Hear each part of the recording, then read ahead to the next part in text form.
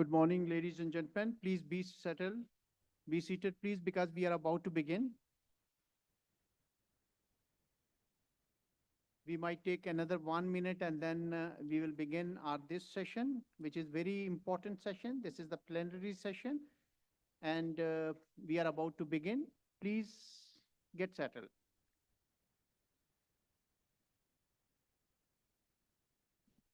Right, ladies and gentlemen, once again, good morning. I'm Dr. Nayyar. I'm the Registrar of Foreman Christian College University and Director Quality Assurance. I warmly welcome to this session, and may I request now our honorable guest, chair and guest and keynote speakers to please come forward and have their seats.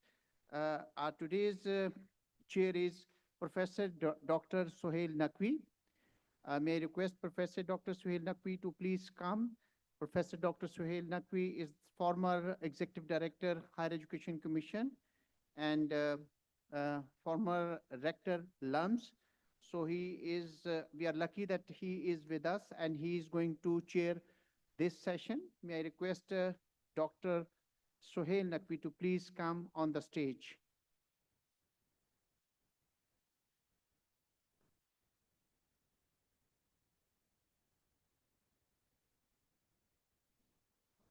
Right, before I proceed further and request our honorable keynote speakers of day, I may like to generally apprise you that today we are a bit late, but we require to complete this session by 1:15. So we have 5 presenters. So we need to keep in mind the time restrictions, and whatever time allocation is given, may I request our honorable guests to please complete their presentation in that session. So in the beginning, the first is Ms. Amelia Todorova, and she is Head of Academic Quality and Learning at the University of Gibraltar. Please welcome Ms. Amelia Todorova. She will be speaking on co-creating the future, engaging students as partners in higher education policy. Please have a seat. The next is Dr. Fabrice Hennard. He is the Chief Executive Officer of PNQAHE from France. Please welcome Mr. Fabrice Hennard. So he'll be speaking on higher education quality, a shared responsibility, a collective impact. The next online is Dr. Irene Darshia. She is the Associate Professor, Tbilisi State University, Higher Education and Quality Assurance Expert from Georgia. Please welcome Dr. Irene Darshia. She's here. She may join once she comes back. The next online is Mr. Jacob Grodecki. He is the Policy and Project Manager at European Association of Institutions in Higher Education, specializing in European higher education policies from Belgium. Please welcome Mr. Jacob Grodecki. So he may also join once he arrives. The next on the list is Dr. Bassam Al-Hamad. He is Quality Coordinator at University of Bahrain, Education Consultant and Quality Expert at Bahrain, Chamber of Commerce, Bahrain. Welcome to Dr. Bassam Al-Hamad. The next keynote speaker is Abdul Wahid Osmani. He is Director Quality Enhancement Cell, Jinnah Sindh Medical University, Karachi. Please welcome Mr. Abdul Wahid Osmani.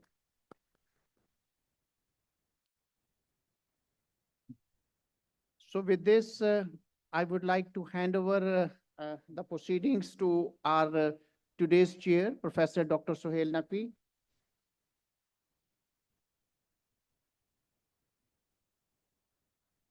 So Dr. Naqvi, please now take over, and you are the chair of today's procession. So every speaker has got about 18 to 20 minutes for the keynote speech, and it's up to you now. Take care now, please.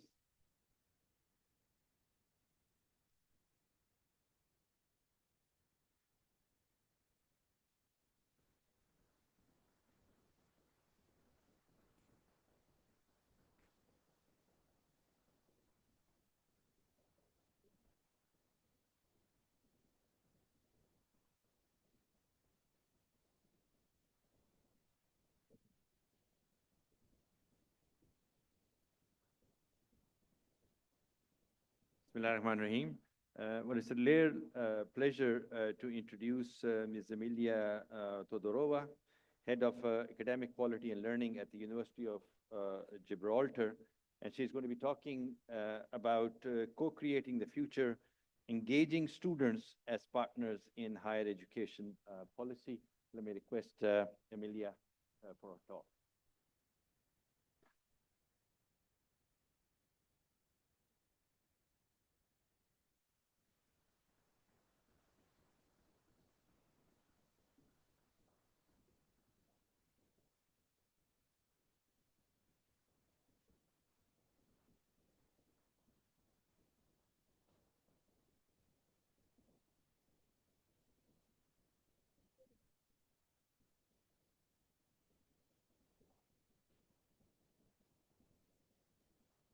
Hello and good morning, everyone. I'm very thrilled and pleased to be back in Pakistan for my second appearance at the PNQAHE conference. This is my third time in Pakistan, but my first time in Lahore. So I'm very happy to be joining you today and to be learning from you during the course of today also. So today we're going to be talking about student engagement and throughout the course of this conference, we'll be speaking about stakeholders. So particularly, I hope you'll find it very interesting to specifically focus on student engagement. Let's see if this works. Okay, so I'm sure you're all familiar with the term student engagement, but I'm hoping to challenge you to think a little bit more about whether students can be our partners in the development of our education, or are they just consumers that we work with? And also explore with me a little bit of practice around the world of whether student partnership really works. And because I know we're tight on time today, bear with me until I set up a little stopwatch for myself. Okay. Before we focus on stakeholder engagement, I want to first draw your attention to some of the challenges that we're facing in higher education. I think it's important to acknowledge where we are right now. And as you know, higher education is one of those fields that constantly moves, and we experience new developments very regularly, and we move with the times. But right now, it seems to be a particularly turbulent time, which is why it's even more important to continue engaging with our stakeholders on all levels. We've already heard a little bit about the financial pressures that institutions are experiencing. We are entering what looks like a global recession. Unfortunately, it's definitely starting to feel like one. Education globally is struggling for funding, and it's one of the first things to get cut when it comes to government funding. We're also experiencing a decreased number of enrollments in different aspects, and that could be to do with the funding challenges that we're experiencing. It also could be to do with what we're starting to see as aging populations in some countries, and therefore higher educations have a bigger competition for the students that they're enrolling as well. I can't really go silent today on one of the biggest challenges we have at the moment, which is massive technological disruptions that generative AI is showing us really at the moment. So I think we're all on the same page. Generative AI is here to stay, but we're still discussing all the different ways it's influencing how our education works. This is a nice statistic I hope you will find interesting on how quickly ChatGPT, just one of the main generative AI providers out there, grew as soon as it was developed. It took Netflix, one of the biggest streaming platforms, 3.5 years to get to where ChatGPT got in 5 days in terms of millions of users. ChatGPT, just one of all the online generative AI tools, it took it to February 2023 to have 1 billion of users. Today, that number is 5 billion per month. So I know we're all aware, we've had a lot of conversations on this. It's not news, but we need to start adapting our learning, and this is where the conversation is heading now. Okay, in terms of some of the other challenges, our students are changing as well today, whether that's due to the technology that's coming into our lives, but also in terms of the various needs. I think the COVID pandemic, as you know, had a massive impact on how our learners learn. But essentially, the student of today is starting to become quite different to what they were 5 or 10 years ago. We are seeing that students demand more flexibility, more hybrid opportunities, less contact time on campus. And that's really a shift for us in higher education because we're so used to classroom deliveries. These are some conversations we're having with colleagues at the university, but also with colleagues around the UK. Some of our students are showing to have shorter attention spans, and this is something that is likely to only get worse with the introduction of technology as well. So it's not necessarily a challenge, but an opportunity that we need to see how we can harness more. Since COVID-19, our education systems were quite disrupted, and we had to very quickly adapt to online learning and hybrid models, and they have had a lasting effect on what our students want and need, including, as I mentioned earlier, they demand more hybrid and less face-to-face contact opportunities. Another challenge that is becoming quite emerging at the moment is the mental health of our students. I have some stats that I'll show you in a minute, which are showing quite a big number of the rise of cases of mental health, and that's something that we need to be considering carefully when we're thinking about how we can address what our students need. Also, we're seeing that micro-credentials are becoming a bit more popular, and we're seeing the emergence of build your own degrees, which I find quite an interesting concept, and I think we'll see more of that in the future. And really, the question is, with all this in mind, are our students still interested in co-creation with us, or are they interested in receiving education? Okay. So in terms of students' mental health, we have some studies from the UK and the USA and actually some stats from around the world. But at the moment, we can see that mental health issues are on the rise. And we have some stats from the UK from 2 years ago, where we're finding now that 1 in 5 children or young adults in the UK experience a probable mental health. That's quite a large number of students as well. 60% of college students in the US met the criteria for at least one mental health problem.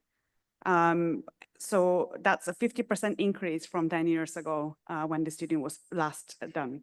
So as you can see, this is not something that is just going to disappear. It's something that we will need to address. Whether that's an issue that we're just more aware of now, because it's something that we're looking at working with students a bit more on, and our ways of detecting it are a bit more, well, accepted, or whether that's just a challenge that has come apparent because of the way that the world has moved over the last years, I don't know, but it's certainly something that we need to pay attention to. Okay. So now on to the main topic of today, which is stakeholder engagement. What is stakeholder engagement? Specifically in the world of quality assurance, it's how we have an active involvement and participation of groups or individuals that are linked to our provision of educations. That could be your students, that could be faculty, that could be administrators, QA officers, everyone involved in the delivery and the development of education. So really, where we see students in that. So I will start with an example from the UK. Having come from the UK sector, I think this is actually quite a good framework for how we can engage students. We have at the QAHE what they call the 9 guiding principles of student engagement and participation in quality. And I'm not going to talk through all of them. You will see them on the slides. But I think the key words that you will see in them is partnership, repeated over and over again. A student is not a consumer that just sits and accepts their education being delivered to them. They are someone who actually can develop that process and that education with them. A student is the only person who is an expert on how their learning is going and how their studies are actually affecting them throughout their journey, whether it's from enrollment or through to graduation. So in QAHE's guiding principles, they talk about representation of students within the strategic direction of an institution, including the policy, including committees, and every direction that the university is taking in. And this is not just students being the recipient of that policy or that strategy, they are there leading the strategy with the institution. We also have quite a lot on students as active partners in shaping and monitoring quality. So this is really talking to how students are engaged with the evaluation of programs and evaluation of their learning. So many of you will probably have student representatives that are working within your cohorts. And if you don't, I will certainly encourage you to think about how you can bring a student representative system. But in the University of Gibraltar and in many universities in the UK, students are actively involved in monitoring education, and that's through them as a stakeholder within the evaluative cycle. So they're actually written in that process. Okay. Within the UK, we also talk about the representation of the collective student voice. So as I mentioned, student representation is one way to do this, and elected student reps who are also trained and enabled throughout their career at university to fulfill that role can be a very good active contributor to that. Also enabling them by inviting them to sit on committees, inviting them into strategic and policy planning sessions is a massive help to invite them into that decision-making body.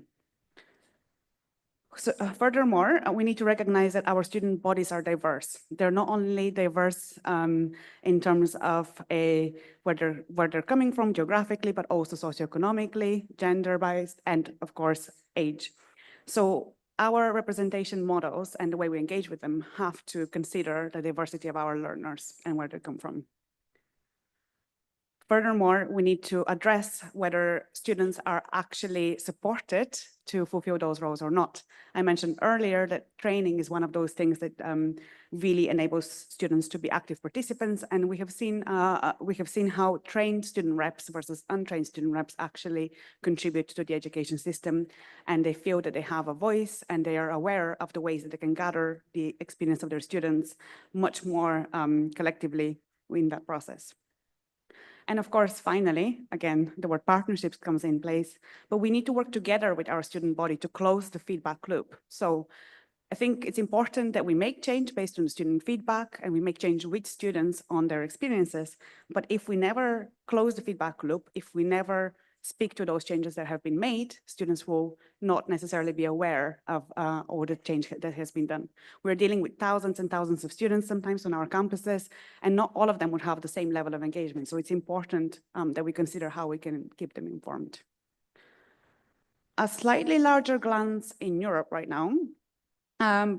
Student engagement has been at the core of what we call the European standards and guidelines in in Europe, actually, since its establishment. The European standards and guidelines were first established in 2005, and they were then updated in 2015.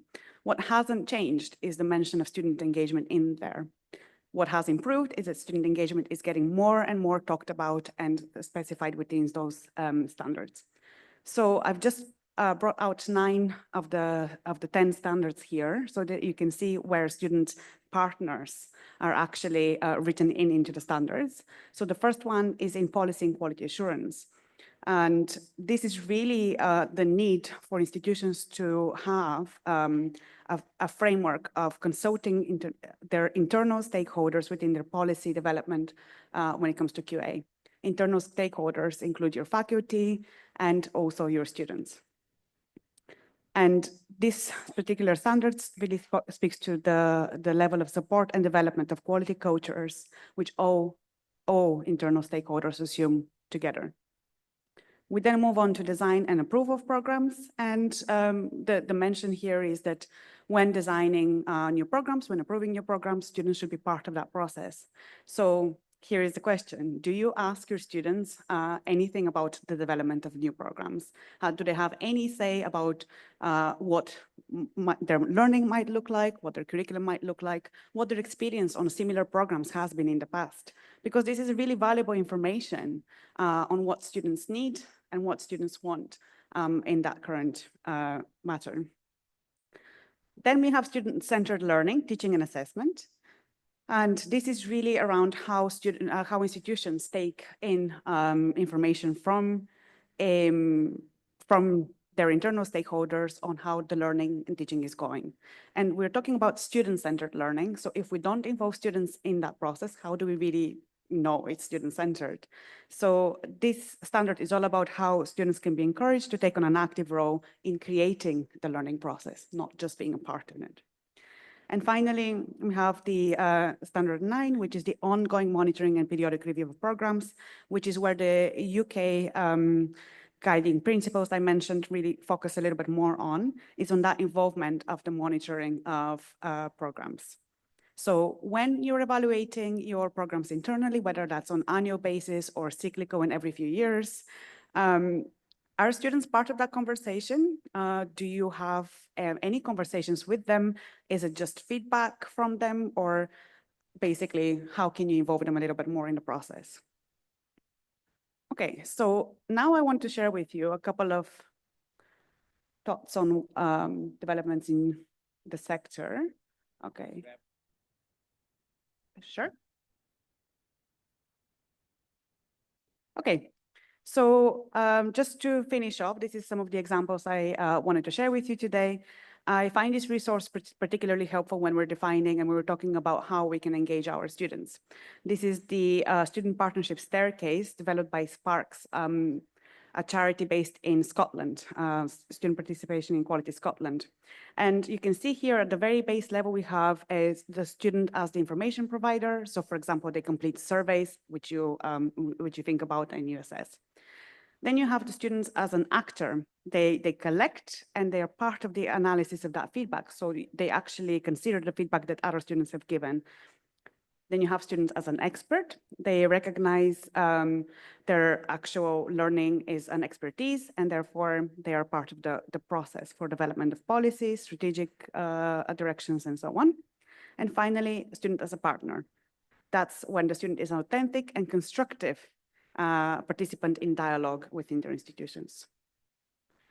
And here is just another couple of examples that I just wanted to share with you and leave you with some additional reading and maybe some homework after this conference. And you will have a copy of these slides, I'm sure, so you can follow any links. But I've already talked about Sparks, but in Scotland, they have really demonstrated a long-term partnership of student engagement, which has had a phenomenal effect within the college and higher education sectors. From the University of Brighton, I found this example particularly interesting, and there is a toolkit you can download from them as well. But it's CoLab Curriculum Design Toolkit, where students are actually part of the curriculum design process. They're engaged in that conversation from that point. And recently, we've been seeing more and more conversations with students on developing and co-creating policies on how AI can be used in higher education, and they have taken part in actually the development of those policies. So that was seen in UCL and in a few institutions in Poland also. Okay, thank you very much.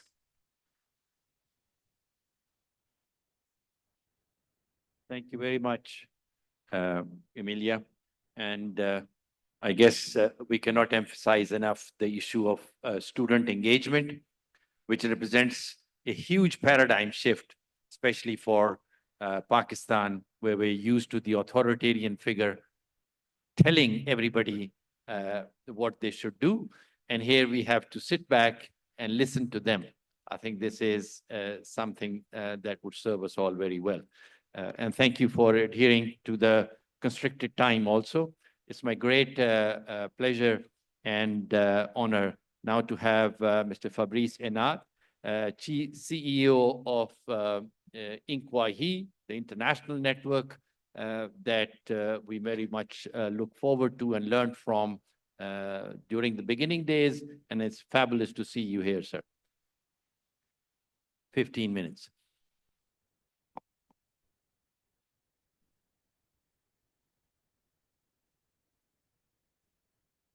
Okay, good morning, everyone. Assalamu alaikum. It's a great honor and a great pleasure to be with you here today in Lahore. It's my second time in Pakistan. I was in Islamabad last year and very pleased to see some familiar faces and new faces there.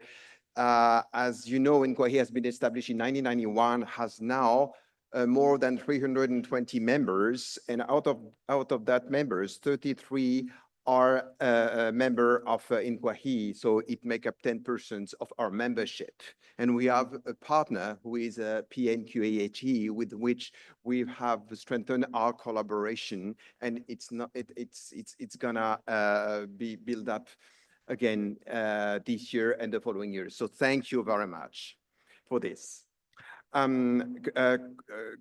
Quality assurance in higher for both internal and external quality assurance has grown, as you know, into sophisticated and indispensable mechanism for ensuring credibility and relevance and impact of tertiary education worldwide. And a pivotal dimension of this evaluation is the role of the stakeholders.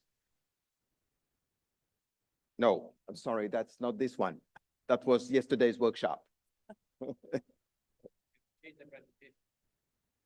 Could you please change the presentation? That's not this one.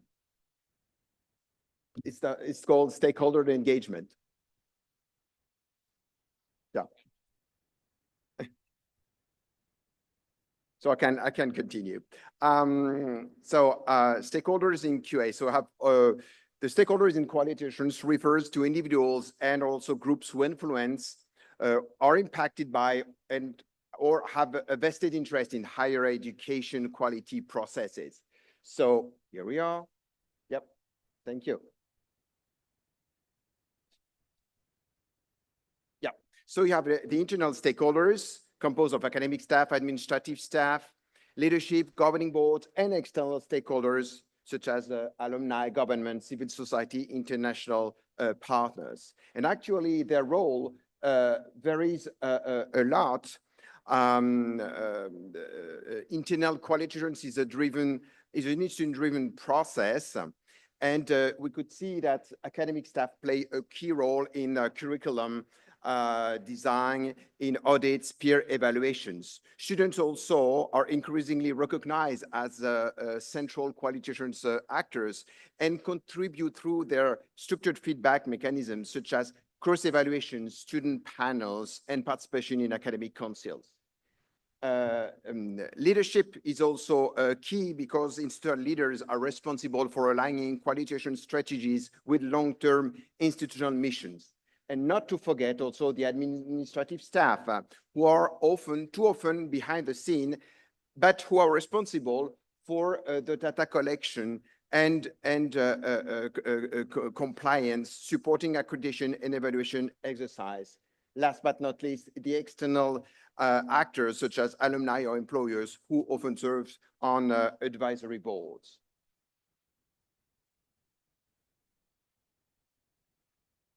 Yeah, so you could see that the engagement of stakeholders on international quality assurance has grown dramatically. In Asia Pacific, in which this country is included, now 90% of institutions involve academic staff.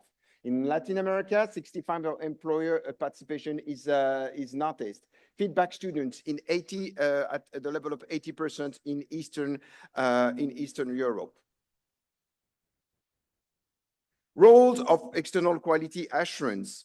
Well, the external quality assurance led generally by national or regional agencies also include stakeholders to ensure legitimacy, credibility, and responsiveness to societal expectations. And we could see three different roles, like in review panels, which are typically composed of a diverse mix of academic students, professionals from the fields, and in many cases, international experts. Standard setting processes, include also external stakeholders who co-create or refine the quality benchmarks, and governing bodies of quality assurance agencies that themselves increasingly include representatives from various sectors. And globally, it is estimated that 75% of quality assurance agencies involve now stakeholders in the set of the quality assurance standards, and 85% of agencies worldwide use multi-stakeholders panels when accrediting institutions or programs, and 70% of the agencies involved employers depending of the regions. So, but the picture is not so rosy because there's quite a lot of challenges, and 3 of them are noted here. Is the fact that despite you have stakeholders, there is a lack of training of the stakeholders who sometimes serve on panels. They don't know what to do, especially among students and employers. You have also some underrepresentation, typically of the civil society and international actors who are rarely included in panels. And also you have this phenomenon of tokenism, which means that stakeholders are here, but without any actual influence. We just check the box. We ensure that you have students, but actually they have no voice. So to overcome these challenges, we can see globally some strategic approaches. The first is capacity building. I mean, there is a need of a structured training for stakeholders, panelists, so they know their role exactly. Also, the formalization of a mandated role in quality assurance procedures through legislations or regulation. What is their role? What is their mandate? And also the use of feedback loops. I mean, mechanisms to inform stakeholders how their inputs shape the outcomes. And we see a deep more cutting-edge approaches, including stakeholders, such as the cradle helix models, which include governments, academia, industry, and the civil society now. We see also that with the expansion of digital tools, it's constituted an opportunity through e-learning platforms for collecting stakeholders' input and feedback without, attending site visit, for instance. It's easier. And also the use of regional networks such as PNQAHE to promote the stakeholders' engagement. So you could see some examples whereby you had very good success of some institutions that I took out of Europe on purpose. So for instance, University of Cape Town, which has managed to engage the governance industry and communities in refining the curriculum, or Makerere University in Uganda, which has set up a resilient African network and include now a community-driven research. Very, very original. So it may happen everywhere. And I said, but after all, I come, from representing the global world, but what about that university? It's very interesting to see how Foreman Christian College has been gradually engaged has gradually engaged stakeholders to refine the standards in education and research. And you see the expansion of student feedback, faculty feedback to inform the curriculum and the teaching. Also the industry engagements, which now better aligns programs with the job market, and also international partnerships. I'm thinking of Harvard University, Columbia University, and other global institutions that enable peer benchmarking and quality assurance inputs. That come from me. It's not from the rector who asked me, to present that slide. I can show you.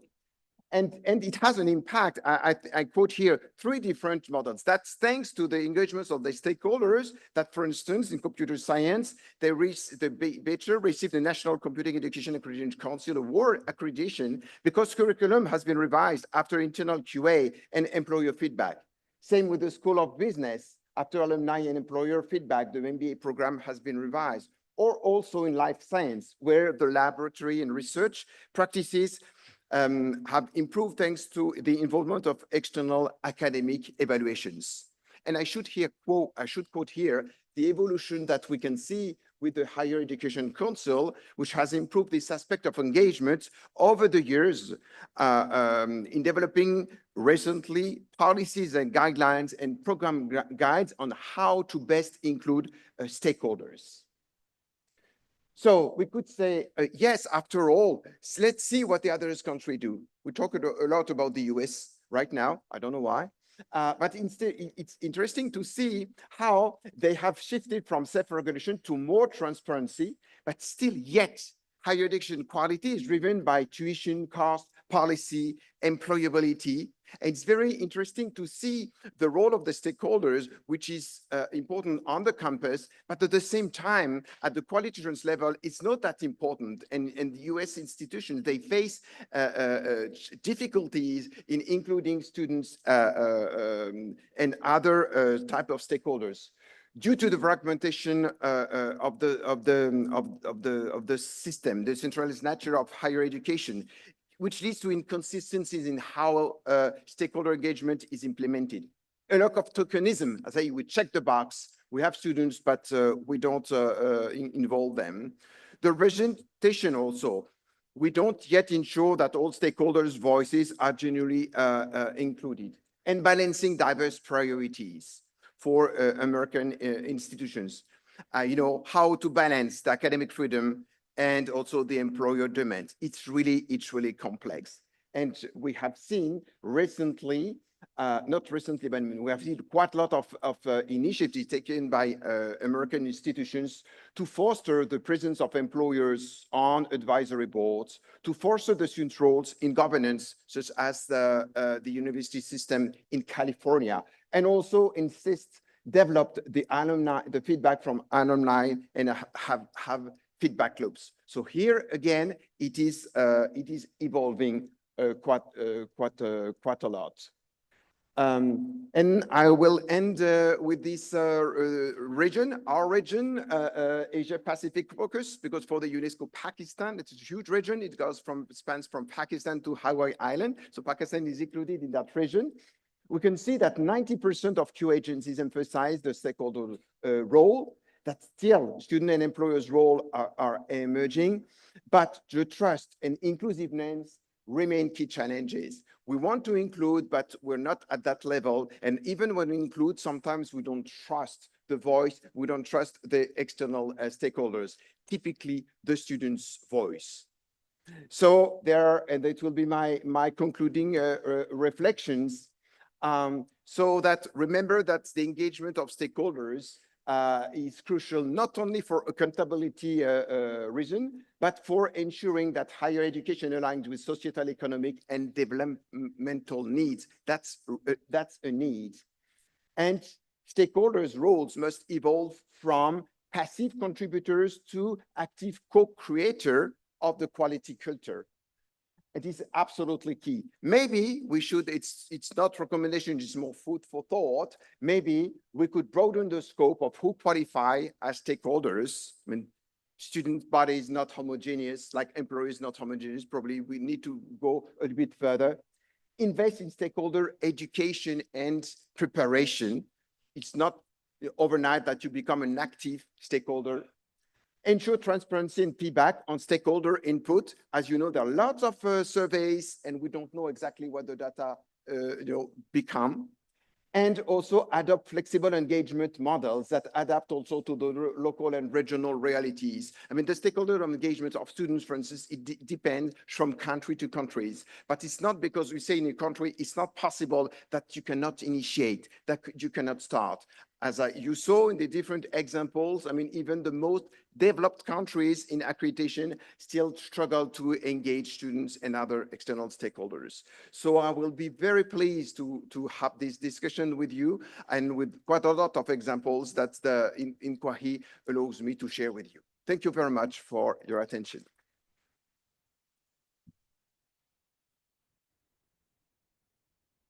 Thank you very much, Fabrice, and also for adhering to the time. It's my pleasure to welcome Dr. Irene Darchia, from Associate Professor at Ivane Yavakshvili at Tbilisi State University. And she's going to speak about bridging the gap, challenges and opportunities of stakeholder involvement in curricula development. Thank you very much, but thank you for introduction. But first of all, thanks a lot to the organizing committee of this wonderful conference, which gave me the possibility to come second time to this wonderful country, Pakistan, with their absolutely unique culture and special people and really touching hospitality. And congratulations to the team of PNQAHE for keeping on the track and for this initiative and for bridging really different educational contexts in order to support development of quality assurance, that is development of higher education in Pakistan. This is, the very clever policy which could be, somehow role models for many other countries as well. So already yesterday, we started exploring the different aspects of the magic world stakeholder. And today we already learned a lot, and so we'll continue these days discussing both formally and also informally. And as I guess from the conference programs, the most presentations are focused on involvement of different stakeholders, internal or external stakeholders in external quality assurance processes. But based on my professional experience, I decided to speak about the involvement of external stakeholders, in general stakeholders in curricula development, because I'm working for quality assurance for 20 years. This year I have anniversary, and I worked in from different positions. I was responsible on the faculty level, then on the university level. I was vice rector for quality assurance in public and private universities. I worked in the ministry and overseeing higher education and also quality assurance processes. And I was a member of Accreditation Council, and I'm also active accreditation expert. But believe me, the most difficult activities in my professional life as a quality assurance professional is engaging with stakeholders while developing the curricula as a program director, or while coordinating curricula development as a quality assurance professionals. And that's why I decided to share with you some challenges you most probably all of you have already faced, and some others maybe await you in the future. I planned to share with you some findings of different studies regarding this topic, but I cut my presentation. So I just try to present some summaries, let's say. So first of all, the very important question, why we need stakeholders? Because it's important, in order to proceed in the most effective way, it's important to understand the rationale behind doing something. The involvement of diverse stakeholders ensure that curricula are, I'm sorry? Yeah, here. The involvement of diverse stakeholders ensure that curricula are academically sound, professionally relevant, and socially responsive. It strengthens the link between higher education and the real world, fostering graduates who are well prepared for the challenges of rapidly changing society. Effective communication and collaboration with stakeholders build shared ownership, relevance, and accountability in curriculum development. A well-engaged stakeholder, well-engaged is an important word. Community support the institution's broader mission of academic excellence, employability, and societal impact. A curriculum is effective when it successfully balances academic rigor, practical relevance, and social responsibility. This requires ongoing stakeholder engagement, evidence-based evaluation, and a commitment of continuous improvement. So, well, here are the studies I would like to share with you, but maybe next time. So, which are the main challenges of involvement of all internal and external stakeholders, which were already mentioned and categorized by previous speakers? I try to, structurize them. There are some structural challenges, lack of institutional frameworks. Many institutions don't have formal mechanisms or policies for stakeholder engagement in curriculum design. But sometimes these frameworks are present, but they don't work. They're just somewhere on the paper.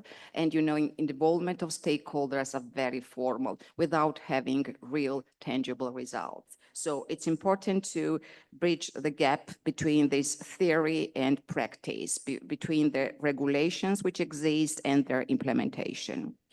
Limited time and resources. Faculty and administrators, quite internal stakeholders, and especially external stakeholders, representatives of industry and employers, are extremely busy, and then face heavy workloads, making it difficult to coordinate consultations with diverse stakeholders. And this is an issue which is hardly possible to overcome, but this is something we should bear in mind. Another issue is fragmented communication channels or sometimes overloaded communication. Sometimes poor coordination across departments and with external partners can hinder inclusive and coherent input. And sometimes we have too many information, too intensive communication. You know, sometimes our emails, you know, reach the spam folders. So it's important to have the balance from one side to have systematic communication, from other side, not to make the information spam, you know, not to have more effective feedback from the stakeholder. So another type of the issues are related to cultural challenges, to the attitudes. First of all, resistance of change. We all know that academia, universities are quite conservative. Academic staff may be hesitant to modify existing curricula, especially if they perceive external input as interference in their academic freedom. Quite often, there are also conflict of interests with for example, stakeholders, employers, students, or faculty may have diverging priorities, academic rigor versus market relevance, for example. Sometimes the academic staff is lobbying their own research interests, and sometimes we call it, you know, academic bulimia. It's quite difficult to find the balance between the real needs of the labor market and society, and between, you know, the research interests of the academic staff who believes that their research interests are the most important. Another issue is lack of awareness or understanding. External stakeholders may not fully grasp academic standards or pedagogical objectives, while academics may not understand industry needs. So it's important to find the common language in order to make these two worlds to communicate in a more effective way. And last but not least, sometimes lack of objective, unbiased communication, because the students, sometimes even representatives of the employers, if we have some personal communication, personal contacts with them, and also our colleagues, our peers, hesitate to share with us some critical comments, you know. And in this case, it is important to build the proper communication in order to make them to become our critical friends. The third type of challenges, I would say, are connected or related to procedures and communication challenges. Sometimes there is difficulties in representation, ensuring that the right individuals are chosen to represent broader groups, alumni or employers and civil society. It's quite difficult to choose the proper people as our respondents. Another one of the most crucial issues, according to my experience, is insufficient feedback mechanisms. Stakeholders may not receive updates on how their input was used, leading to disengagement or frustration. So they're invited to the focus groups, at the meetings, to present our curricula to them. They fill some surveys or participate in the focus groups, you know, but then we, you know, don't continue communication with them, and they really don't understand why they lose their precious time. So when we get their feedback, when we use their feedback, their advices, their recommendations, some ideas, when we implement them, it's important to give feedback to the employee, to these stakeholders, different stakeholders, in order to explain to them, to make them understand that their input was useful, that we really appreciated, that we're grateful, and they did something important for the program, for the university, for the society. So it's important to make the stakeholders feel important. Next is language barriers, which I already mentioned, but I don't mean the language, the language we speak, but the terminology and style of communication. Academic terminology may be inaccessible to non-academic stakeholders, limiting effective participation, which means that sometimes we need to simplify the way we are talking with them. And last, set of the challenges, I would say, is evaluation and impact challenges. It's quite difficult to measure stakeholder impact, which sometimes frustrates both universities and other sides. It's often difficult to assess the tangible effects of stakeholder involvement on curriculum quality and relevance, and it seems to me that there can be another conference dedicated to this issue.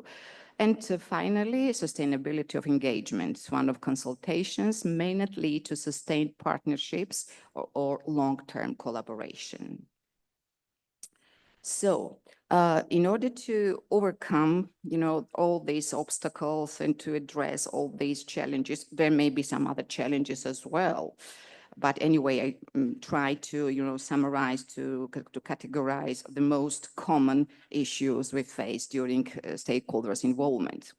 There's no, one recipe. There's no, one strategy we can use. We need, of course, to act in many different directions. So we need to establish formal structures like curriculum committees, advisory board, and of course, we need to make these formal structures to be effective. We need multi-channel communication to keep the stakeholders informed, consulted, involved. But here, as I already mentioned, we need some balance. We need simple and inclusive language. We may use questionnaires, interviews, meetings. We also, of course, use very effectively digital platforms, especially after the experience of COVID.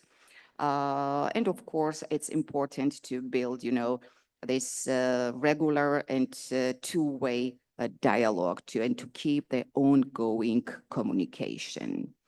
So, and finally, while concluding my very brief presentation, I would like to share with you some ideas, some 10 ideas presenting in 10 images, which can be helpful somehow to understand how we should proceed in order to overcome the challenges and issues of involvement, of stakeholders' involvement in curricular development. First of all, we need to take off the rose-colored glasses. And I'm very happy that the previous speaker also mentioned that sometimes we see everything, somehow in rose colors.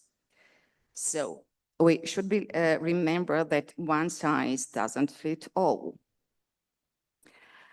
Well, it's important also to know that there's no one good recipe. You need fusion food. You need to combine different ingredients and techniques. I hope that you are not very hungry now.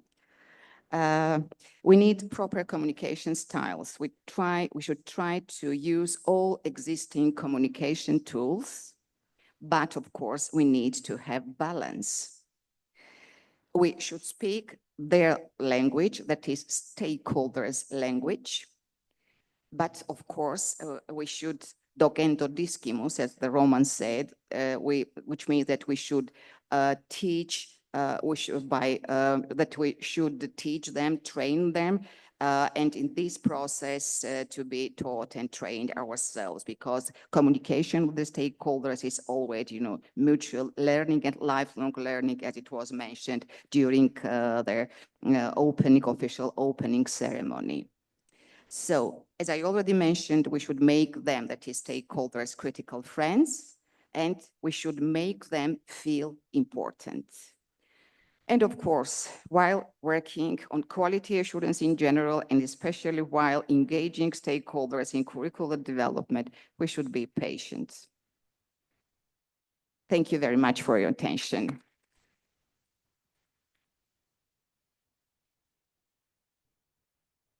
Thank you, Dr. Rain, for this very, very interesting talk. And speaking of fusion fuel, I would recommend each of you to visit Georgia.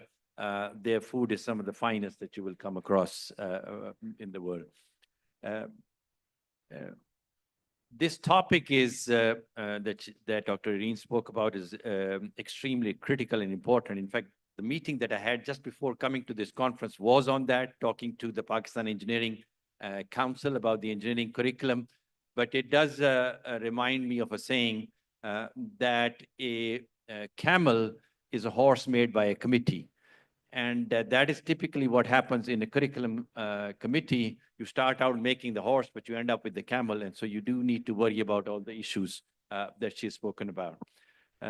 Next, we have Mr. Yakub Grodeki, who is on that side, policy and project manager at the European Higher Education, it's EURES, specializing in European higher education policies from the land of diamonds and waffles, Belgium.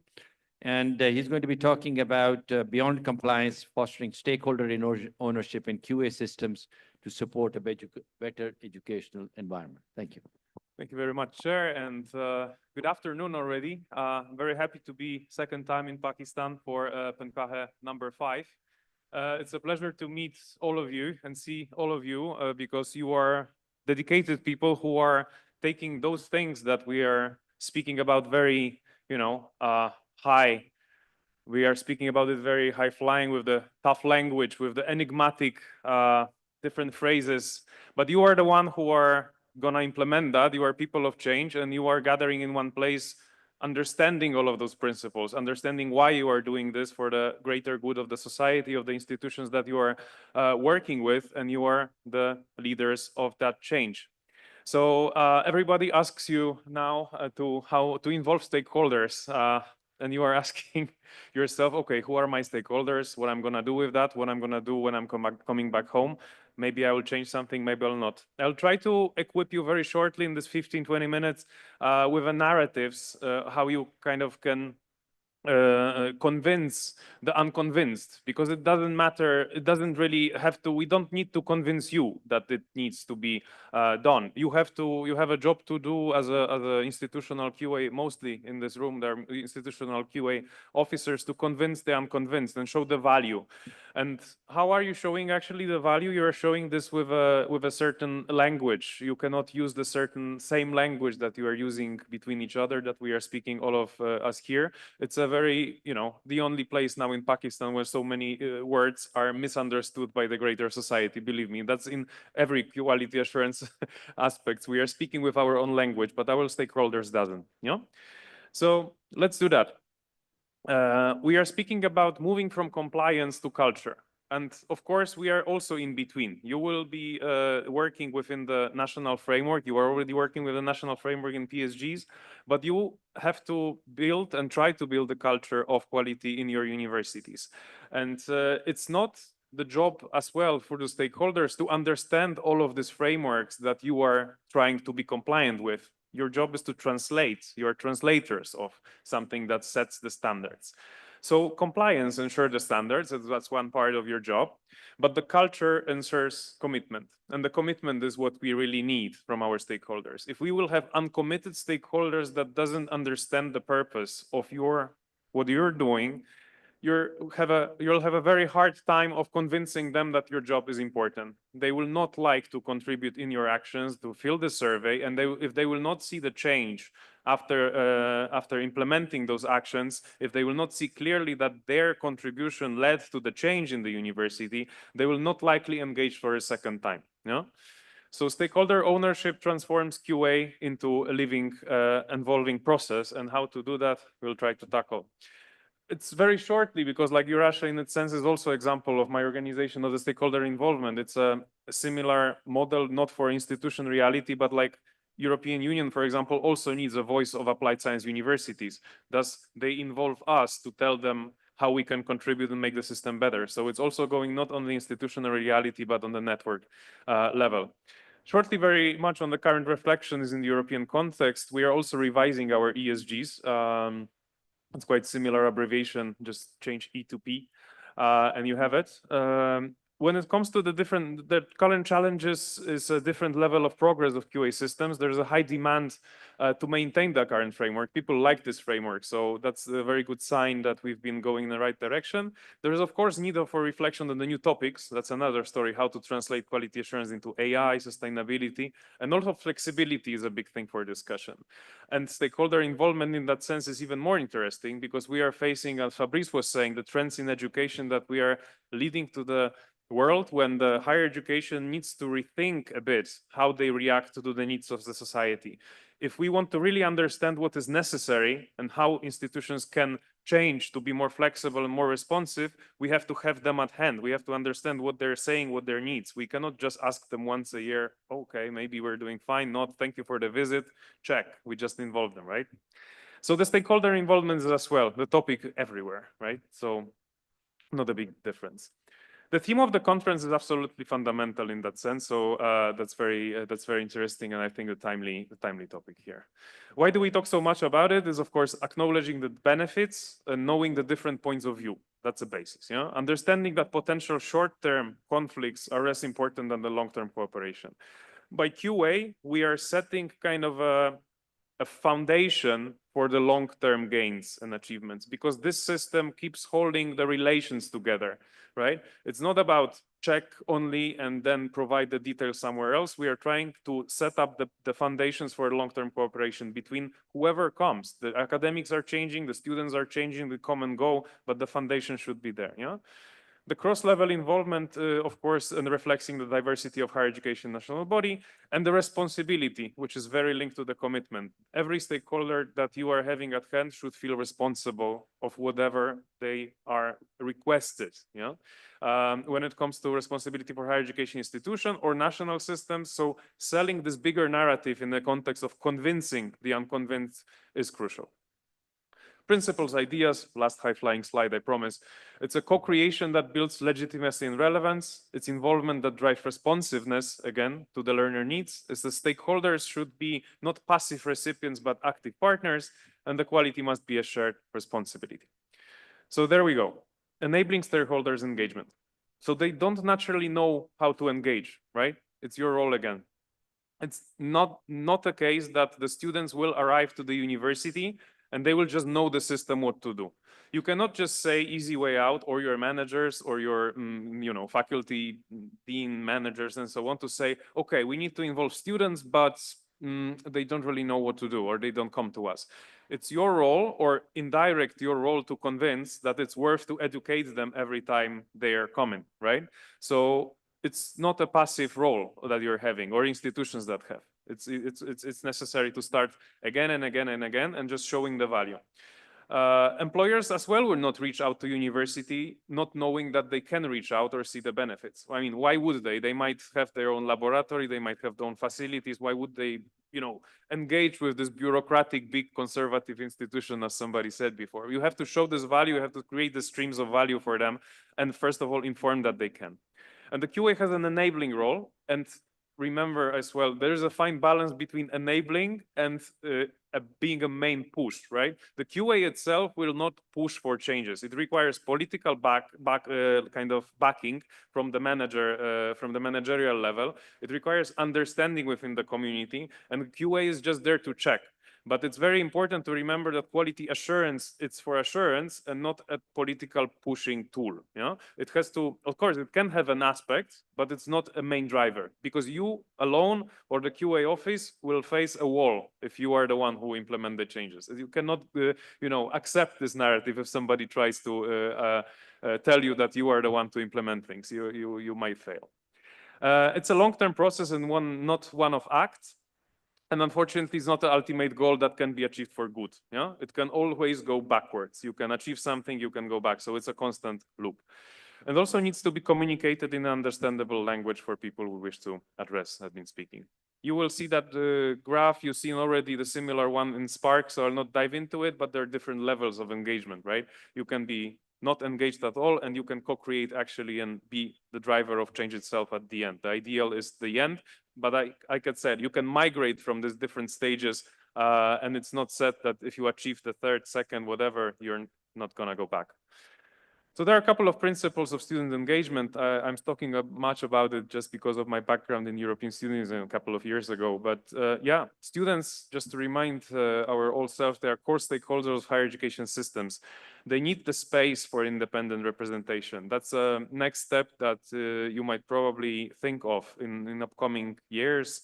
How to create that without a bias, how to really make sure that there is structural involvement of students inside the universities to represent the community, represent the constituency of students inside the university, to not make it in the direction of politics, to not make it in the questionable direction for everybody, being uncertain, being scared about it, but they need to have the really structural involvement. That's very important.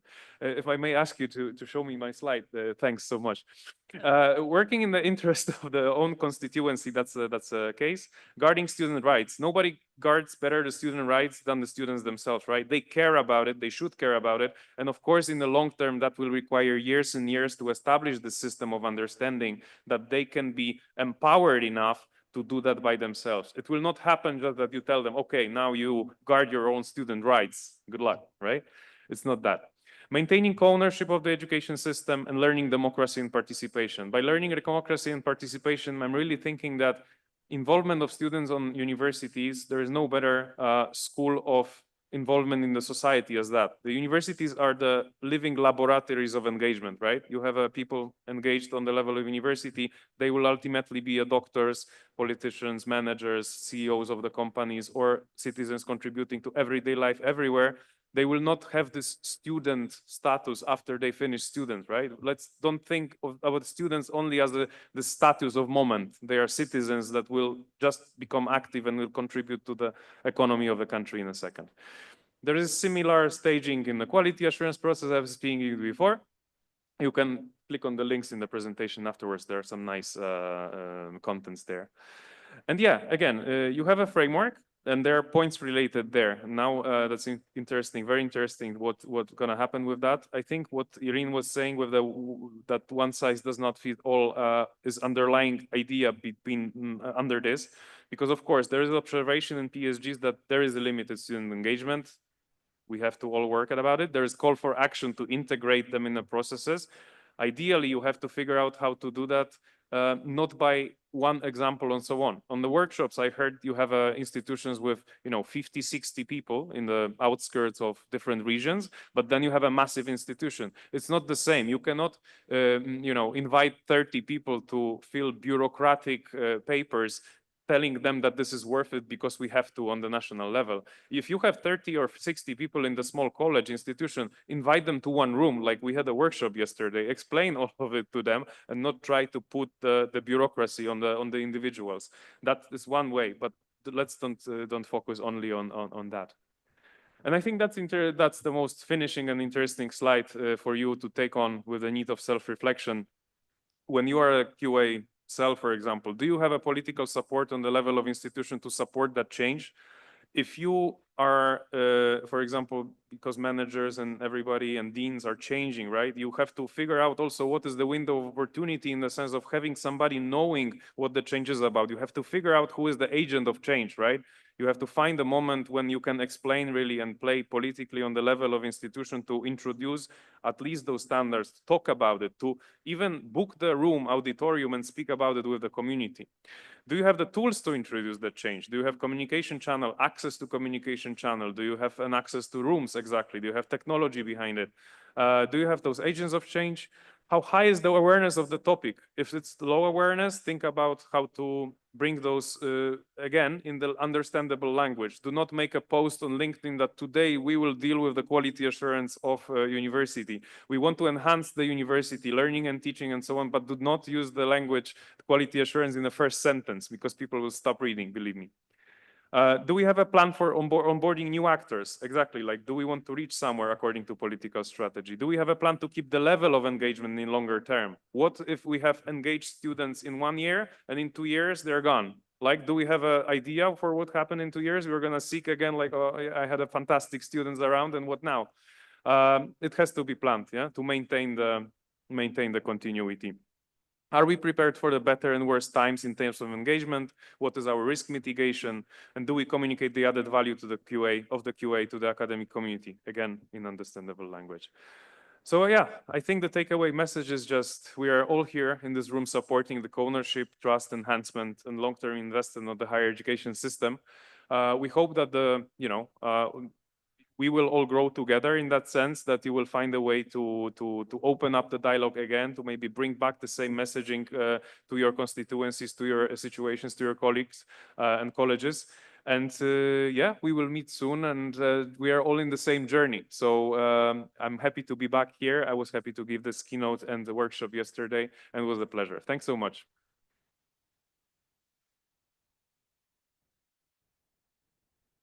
Thank you very much, Jacob, and of course, appreciation for adhering to the time.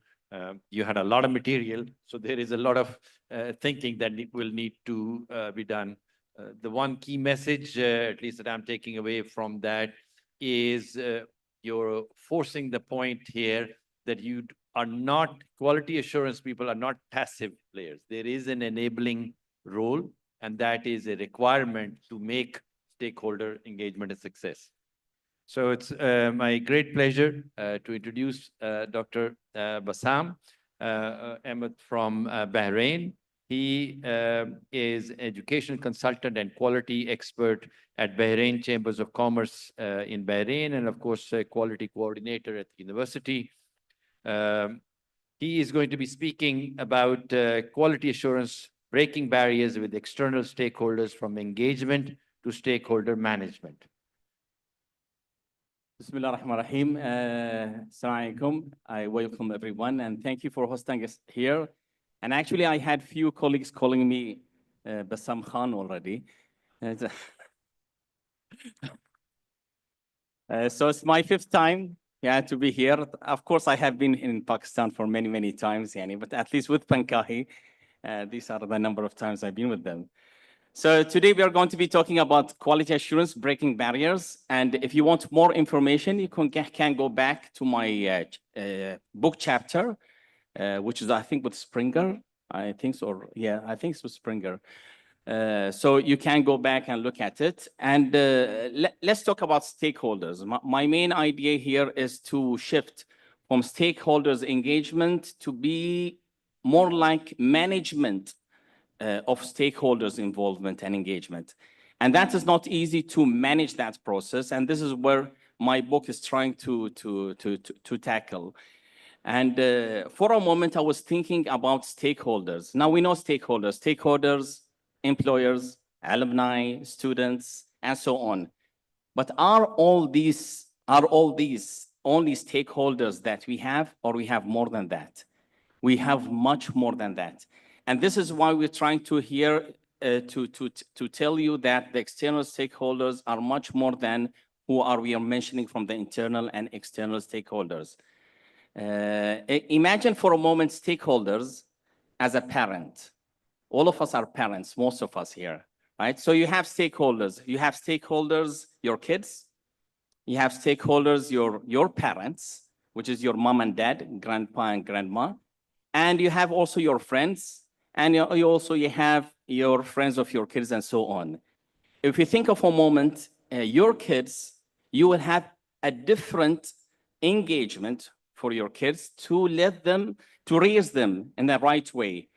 Maybe you want them to contribute into the policies inside your home. Maybe, not really. But thinking about your friends, you will never let them get into your home and putting some policies inside your home. So, and this is where we are trying to talk about our students. Our students, they can contribute because they are part of the graduate thing. I want my students to be graduating to the market. I want my kid in future, my child, also to go to the market and contribute. And definitely if he's going to contribute in the future, his or her future, they need to have their word. And that is why we are talking about the student voice and the stakeholders' involvement in this case. So talking about the barriers, what are the barriers that we have with stakeholders' involvement? We have many different barriers. One of them is the misaligned goals, communication breakdowns, that means we don't have very clear communication. And this is where the word management, stakeholders management come into being. Why? Because we want to manage that process. Cultural and operation differences, it's not always that you have cultural differences, but it could be a barrier to some extent if you want to contact a certain stakeholder and maybe they are from a different culture, so it's very not easy to call them. And lack of transparency is another challenge. Well, let's look at who are the key stakeholders. These are our key stakeholders: alumni, employers. I'm adding here some key stakeholders, professional bodies, parents as well, and ranking organizations. So these are some examples of key stakeholders. My goal here is to show you 3 different models. How can we manage the process so that we can cross all the barriers, how to manage the process with our stakeholders. So we want to shift from the stakeholders engagement to stakeholders management. And this is what we're trying to do. Now, let's look at the first model. The first model talks about the power interest matrix. Power interest matrix means the stakeholder, he has a high power or a high interest with me as a university or a department, or they could have a low power and low interest. For example, students, they have low power, usually. The students, they have low power and they have high interest in the department and the university. How do we deal with them? How do we manage that process with them? Should we have a long relationship with a student? The answer is yes. Should we keep them satisfied? The answer is yes. Should we ignore them? The answer is no. So I didn't say yes, Yani. So we should ignore the students, right? So depending on who to ignore here from your stakeholders as well, because not all stakeholders, you're going to involve them and engage them. Why? Because some of them are of low interest and they are of low power. So why to bother yourself going to them and they have no real effect or impact on your organization? And this is the place where I'm trying to show you that if you have, okay, you cannot see the mouse. So just pointing there. So if I have a high interest and a high power, and you can see the y-axis is the power and the x-axis is the interest. So if you have a high power and high interest from the stakeholder, they are called key stakeholders. But if you have low power and low interest, or they have low power and low interest within your organization, just give them minimum effort. The students sit there. The students, they have, actually this is wrong, and it should be like that. The students, they have low power and high interest, and this is why you need to keep them satisfied. And the other way, if you have a high power and low interest, you need to keep them informed. Now, what I'm trying to say is that I'm trying to present a model here to be more purpose-driven. So when you manage your relationship, your engagement with stakeholders, you become more strategic rather than it's just a tick box in a checklist for quality assurance requirement and say, yes, I'm engaging students, I'm engaging alumni. No, it's about purpose-driven. What do you want from the alumni? What do you want from the employers? And even employers, there are different employers.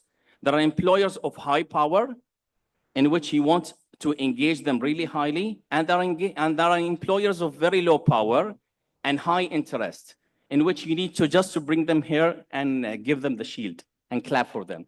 So that's all what you need with some kind of employers, just to keep them satisfied.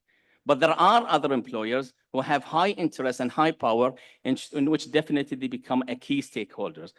And this is why I'm trying to show you here that, for example, high power, I'll go to the left, to the right there, on your right, high power and high interest, usually they are policy formulators, policy formation, funding allocation, strategic oversight. So we are talking mainly about ministries and government sectors. So these are the ones who have high power and high interest. And talking about students, of course, those that have the high interest but low power. And you can see in the high interest and low power, one of the roles that I have here is advocacy and supportive roles.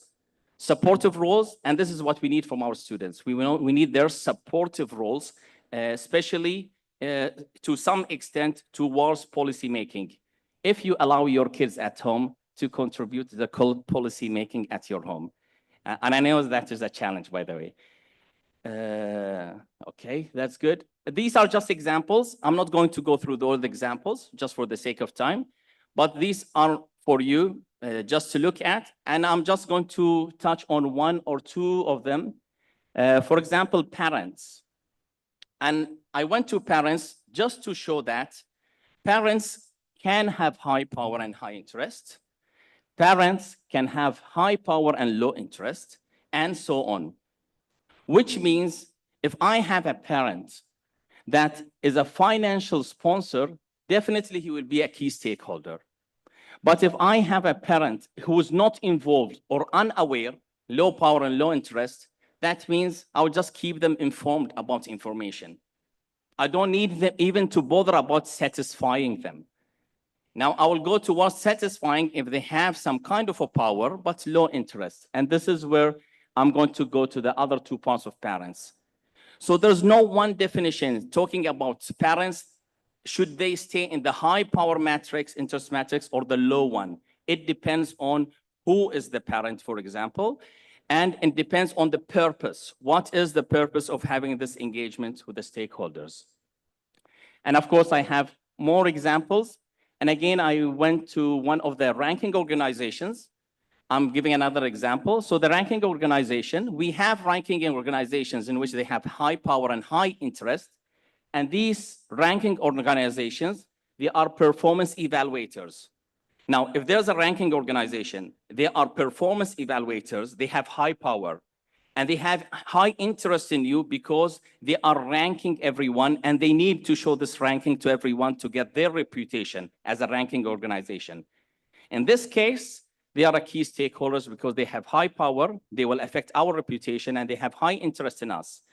But there are ranking organizations in which they don't care about you. They just want your data. They want your data so they can do the comparisons and do the ranking. And there, I call them data users, framework adopters. And they are under high, it doesn't show there in the header. They are under the low power, high interest. So when they have low power in you, but they have high interest in your data, it's enough for them just to make them satisfied, and you don't need to do more effort with them. Okay, so this is the way of I'm trying to build this relationship and engagement with them. Now, of course, there are other models. There's model 2, there's model 3. There are many other different models. In my book, I already discussed the other models, but I concentrated more on the first model in my keynote speech today, just to reflect how to make our engagement purpose-driven and based on a matrix that I could have good relationship with them.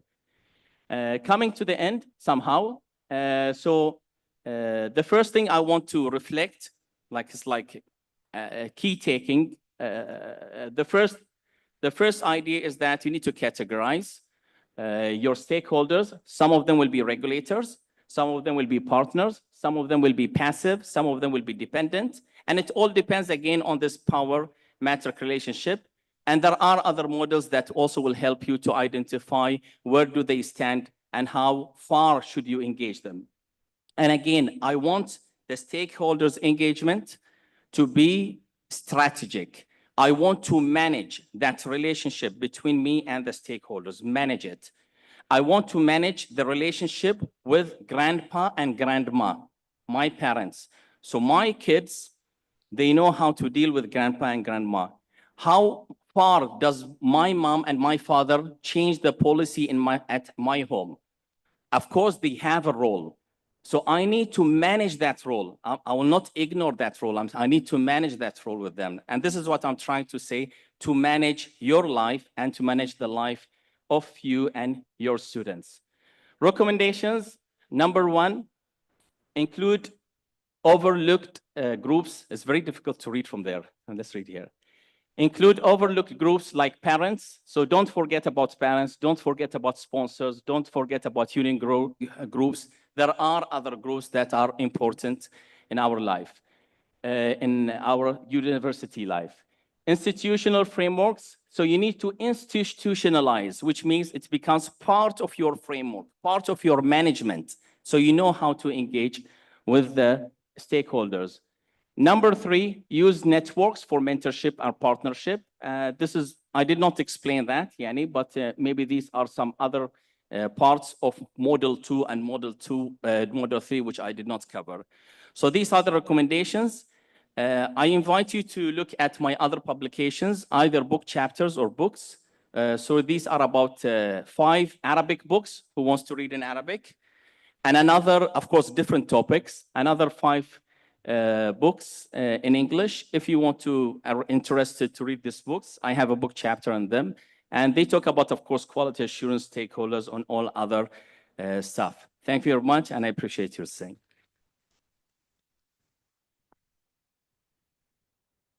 Thank you very much, Dr. Bassam. Of course, thank you to all the speakers, because we have almost caught up with our time and with our next speaker, Abdul Wahid Usmani Sahab. He's the Director QEC at Jinnah Sindh Medical University, and he's going to be speaking on the significance of structured training for institutional and program reviewers. So I guess facilitating what kind of feedback they would be able to give them.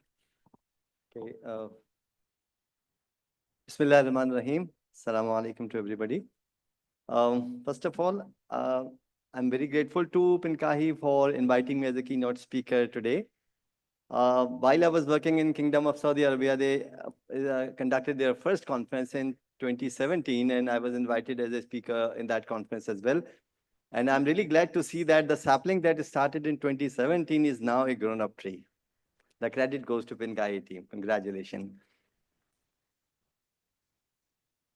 Coming back to the topic that I have chosen, the simple reason is we have got here vice chancellors who approve external reviews for their universities. We have got QEC officials who conduct institutional performance evaluation and postgraduate program review in different Pakistani universities.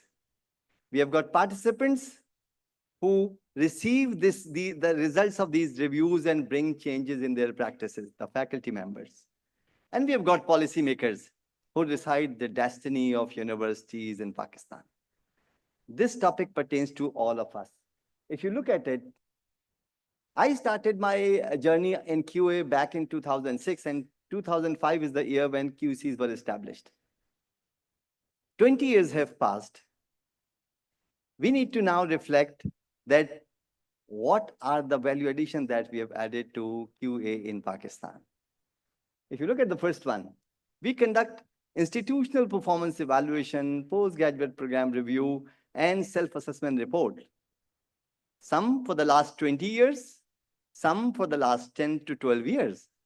Now the question is, what is the value addition that we have brought into quality assurance or in higher education? The second is we annually submit our data to quality assurance agency. What is the new that we have added to the system?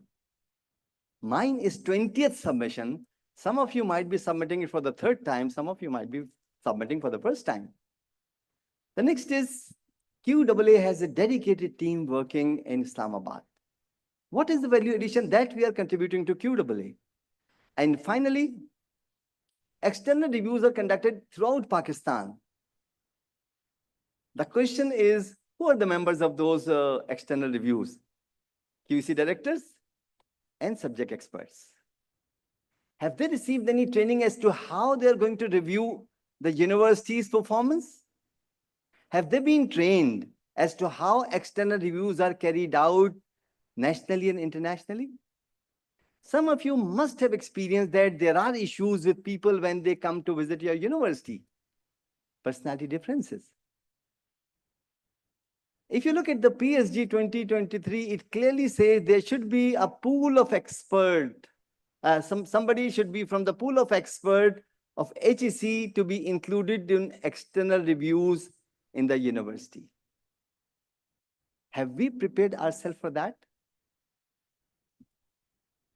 Keeping all this background in mind, 2 years back, Sindh Higher Education Commission approached me and asked me to prepare a program for external reviewers. This program completed the first cycle last year, second cycle this year, and we are planning to introduce the third cycle soon. If you see, the nominations were invited throughout Pakistan. It was not limited to Sindh. Nominations were invited throughout Pakistan. And if you look at the program outcomes of this, we wanted trained external reviewers to be visiting the universities. Those who know that how qualitative data is interpreted. Those who know that how quantitative data is described. Those who know how to interview people. I still remember that once there was an external expert came to my university, and during the class, he entered the class and said, "Look, gentlemen, we are from XY University. We are here to talk about your problem. Please let us know if you are facing any difficulty." And my immediate reaction was, were the students ready for this question or this invitation? This training, structured training that we prepared was of 100 hours of national certified reviewers training. 50 hours for face-to-face training and 50 hours for take-home assignment. And the most important part is that those who qualify, the first module will be promoted to the next module. So it's not like you're moving towards the next stage every time you complete one module. First module focused completely for 3 days on how qualitative data is interpreted, 20 hours. The second module covered how numbers are interpreted.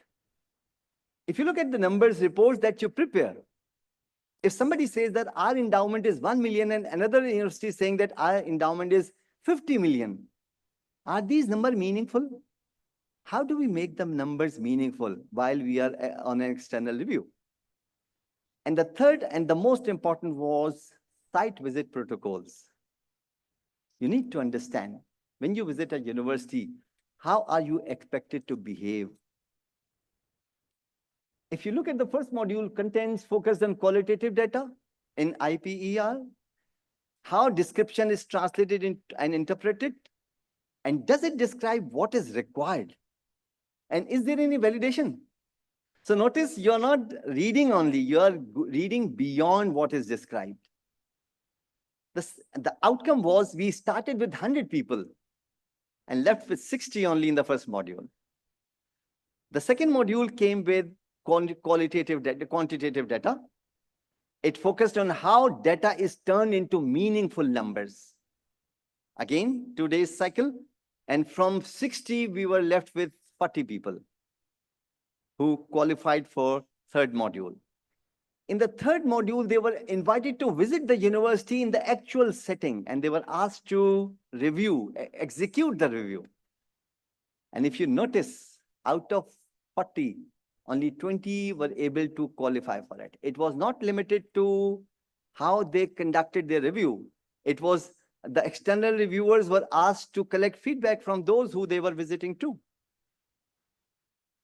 Based on this, the fourth module was preparing the final report and then awarding the certificate. What is the new and the old practice? If you look at the first, in the beginning, before this training, if you have not received any training, when you are invited for an external review, you give your opinion without any evidence or support. Your review is based on your own personality. You usually claim that we are doing it. You need to do this as well. Similarly, you usually go for impractical or overlapping suggestion when you conduct your reviews. Now, coming to a structured training, if you have received a structured training, your reviews are objective, their recommendations are practical, and you have a target visits and specific data requirement during the visit. Way forward, if you look at the international practices, I have taken the three from different sources. All of them talk about the need for external reviewers training. So no external review without training. Finally, the steps proposed as a result of this experience. We strongly recommend that there should be a planning and executing of trainings for external reviewers. If you belong to a policy making side, you need to understand external review should not be executed without the structured training. That after the training, we need to collect the feedback as well. This feedback as to how this external review was executed.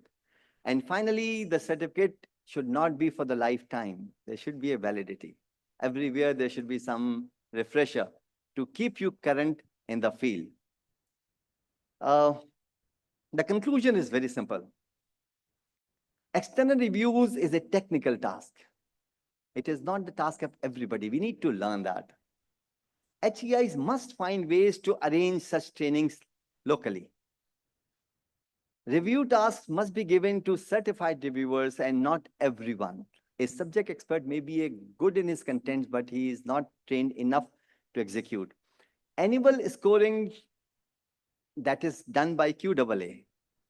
Along with this scoring, there should be some external reviewers to review what you submit to QAA. Unless you know what you have submitted previous year, you will not be able to improve anything in future. With this, I thank you all.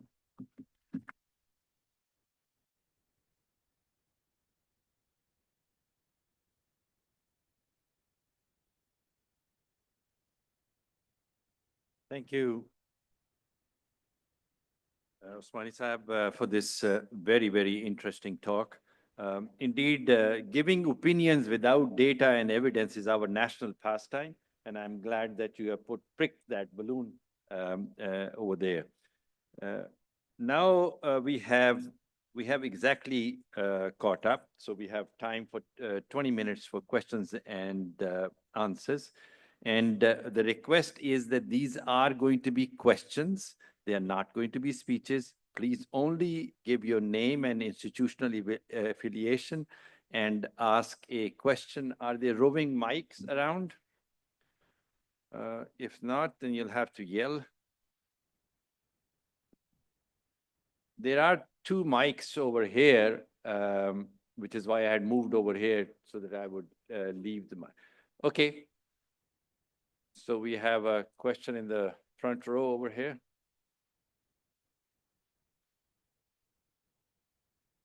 Iram Suhail from Lahore University of Biological and Applied Sciences. Sir, I've listened to all of them. Thank you so much to the speakers. I want to ask a question from you. Oh. Yeah. You know, you and QA and HEC grew up together, and including us and Ismail Saab. So from the nascent stages till now, it's been 2 decades. I just wanted to for a question, and it was loud thinking that how can we rope in students? We have made IQCs according to PSG 2023. As per your experience and knowing the Pakistani, both public and private sector culture and, you know, the universities, how they operate, how do you foresee that is it going to be evolving thing, or it has to be a, you know, once for all, and we have to take the student's body on? Okay, since I am so much out of this whole thing, so I don't know what you're talking about because I don't know what the standard is. But in general, I would say that one never takes huge jumps like that. It is always an evolutionary process. It is always a step-by-step process in every aspect. Every speaker has spoken along that. It is a journey. We are not going to be there tomorrow. So we have to look at 20 years down the road. So without even knowing the specific context, no jumps, please. Thank you. Okay.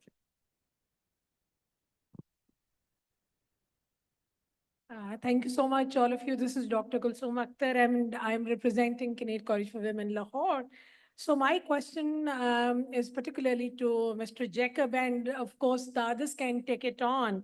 I mean, how we can ensure the active participation of students in the QA process. Obviously, all of you mentioned that they are the important stakeholder and their engagement is quite important.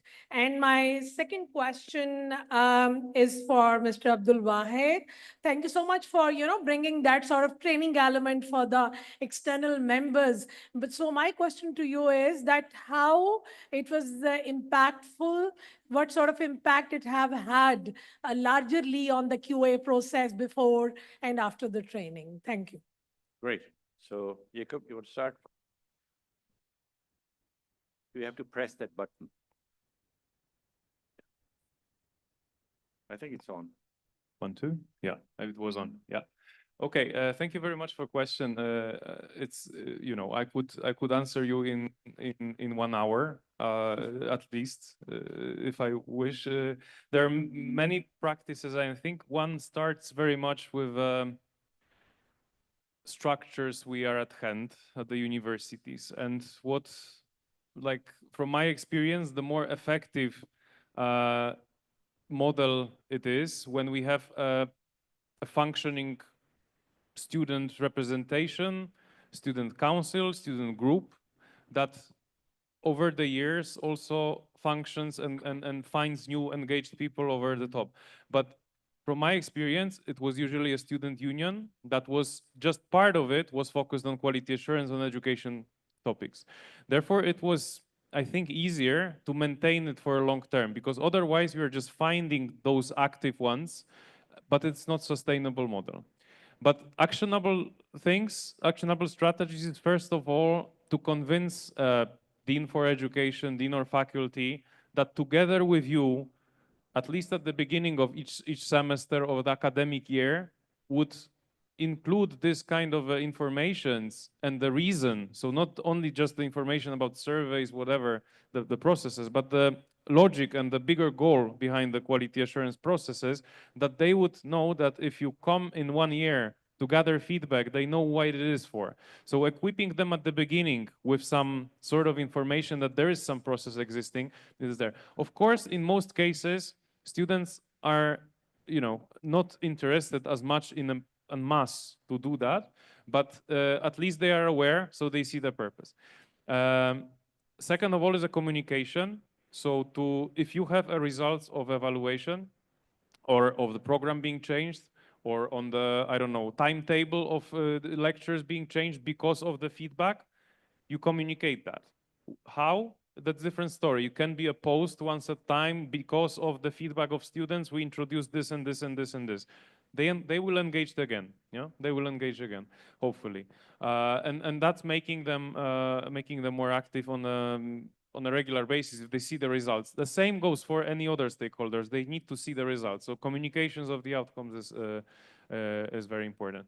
But yeah, as you were saying, the structural involvement is a key for stability. So I think that would be a good step. Name it as you wish. I know there is a certain connotation with the unionism in a different context of countries, but it's necessary to at least be a structure that functions. So they can themselves cater the experience forward for the new generations, make it attractive. They might need some funds to have a social gatherings. They might need a place, an office. You know, they won't just come and in the middle of a corridor be engaged. Yeah, that's also part of the engagement culture. And I think what's related with the further question, I think what's also giving a good example and the practice from many agencies that I was part either of a reviewer or seeing them, it's if the student would be also a member in the future, and that's where the you know, still couple of European agencies are heading to, and some of them had it in tradition for years, but this pathway was evolving. When I was studying, it was just a moment when, for example, in Poland in 2011, I think students became members of panels. But that's very motivating as well when they see their peer, students from somewhere else, for example, from Islamabad to Lahore, that is coming with the external evaluation, and they also see a student on the equal note with the panel. But that requires what has been mentioned when it comes to trainings of the panel by the predecessor, that it's also required to train the panel that student is an equal member of the panel, right? Because the culture of the panel, it's as well important to not have this kind of unnecessary additional member of the panel, but the equal note. It was also the way when it comes to the even the resources, right? The payment, like it started from just being involved in one session with students up to being an equal member of the panel, co-writing the report. So this culture also helped them to see students on the ground, that they see that the students coming to them and speaking with them. Yeah, so that's building. Thank you. Thank you. Swani-san. Thank you. Let me quickly give you the impact that was visible to all those who were involved in that. The first impact was the list of those certified reviewers were sent throughout the province, inviting the vice chancellors to engage these reviewers for structured reviews. Number two, some of you may be familiar that there is a body in Sindh that is called Chartered Inspection and Evaluation Committee. This committee is responsible for visiting various universities for external reviews. Fortunately, these certificates were taken on external reviews along with all the other members.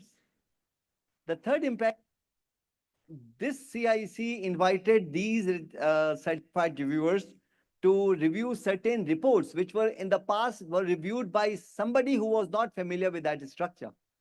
And finally, some of the vice chancellors invited these reviewers instead of stereotype those people who used to come before, invited from the people in the list and executed their external reviews. So these are the 4 areas. Thank you. Is next question, well, gentleman. Yeah. Thank you very much, sir. This is Dr. Imranullah Marwat, Director Quality Assurance, Higher Education Department, Khyber Pakhtunkhwa. Thanks to PNQAHE for organizing the event. Sir, my question is basically, first, I appreciate Usmani Saab, which basically explained, he explained the ground realities of our Pakistan. What culture, basically, international, all done, all is basically through compliance. In Pakistan, we are having a culture of lack of compliance on our policies. This is the leadership, basically, vice chancellor, you can say, the dean, which we are even then violating the policies adopted by the universities through various issues. The first one is, again, the compliance that we are missing. We are doing. So the question. Sir, the question is, governance support is there. There should be a support for the governance. Missing area is there is no quality in our act. There is no quality in our institutes. We have no representation of QVCs. So, again, policies are there. Again, my request will be that we are having additional charge. So the people should be having support through full-time faculty, through a full-time administration, along with the act. We are again. Thank you. Thank you, sir. Thank you. I think that the question was about the representation and understanding of quality assurance at the highest level. I think that possibly the response is, Usmani Saab has picked up the mic. I think he's most suited for this. Yeah, I completely agree to what you said, and keeping the same spirit in mind, SINHEC took the same task, and they assured that this training should not be limited to training only. They took it to the grassroots level, to the institution, and then informed all the stakeholders that this pool should be utilized. Similarly, policy formulation and then execution.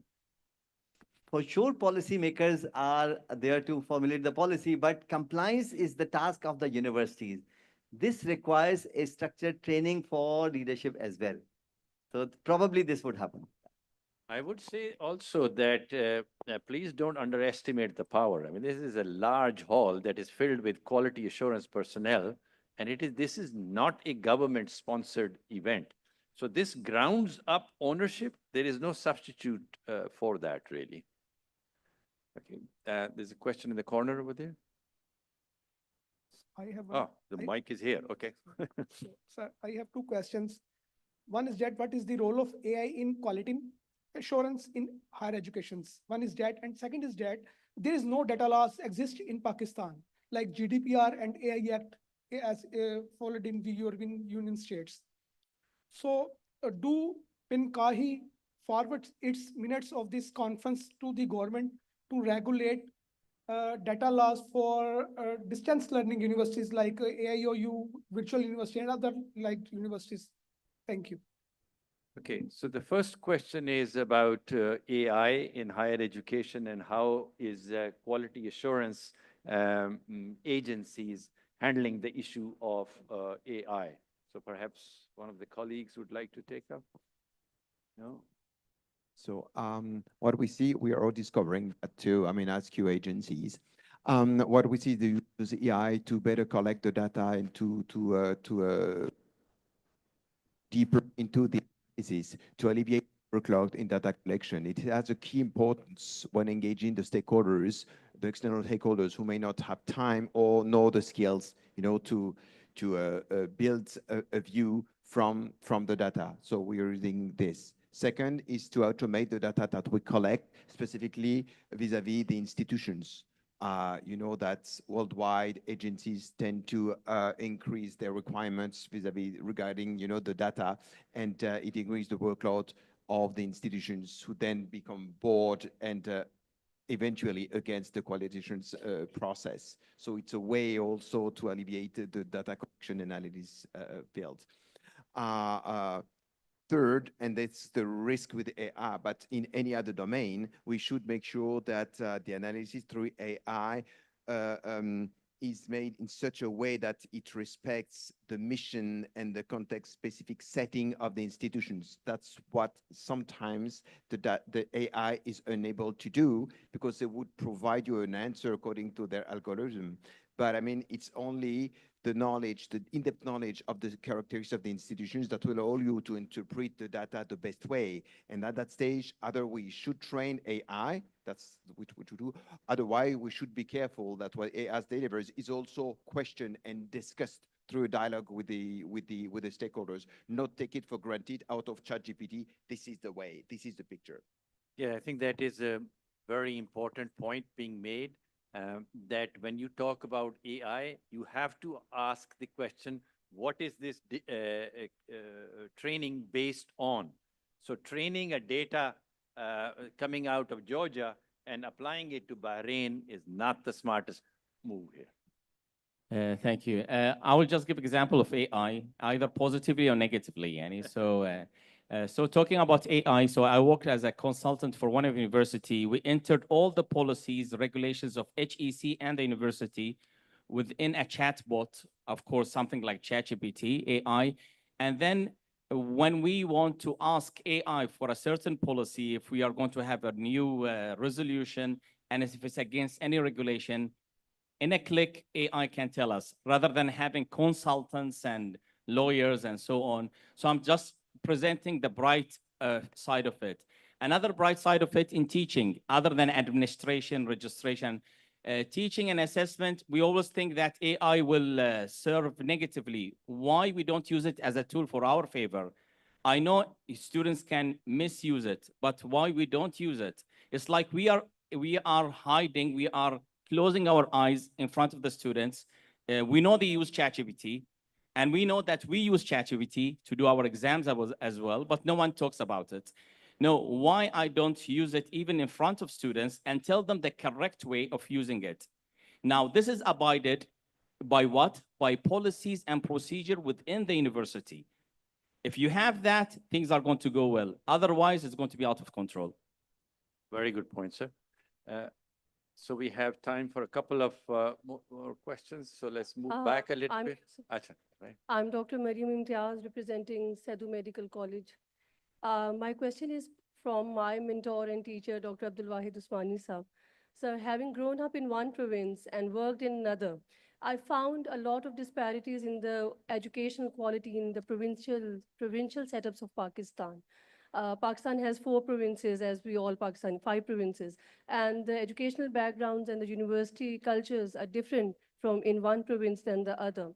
You mentioned in your presentation that there was a structured training program for reviewers, for quality, SAR reviewers in Sindh. Unfortunately, the other 4 were left behind. So how can we ensure that there is uniformity of quality education across whole Pakistan? Okay, if I may, sir, just collect a couple of questions so that because we are going to be running out of time. So there is a question, Mike, could be, oh, okay. Thank you, sir. It's Dr. Amjad Ali, Vice Chancellor, GC University, Hyderabad, Sindh. There is a comment and a question. Comment regarding the application of AI. First of all, I would like to appreciate the presentations that had been delivered by the participants. Excellent, marvelous work that you have done. As far as technology is concerned, technology cannot be resisted, but it should be adopted. As far as AI is concerned, you know that Sophia, the robot, she got the citizenship of Saudi Arabia. Likewise, AI-driven cars, they are getting license. What I foresee, I see that in the future, AI will be the stakeholder of quality assurance. As far as question is concerned, we have approached learning, de-learning, and relearning. We are talking about engagement. What about disengagement and re-engagement, please? Okay, and we take 2 more questions. The piche aa jaye. Sir, ye piche inhone pucha tha sawal.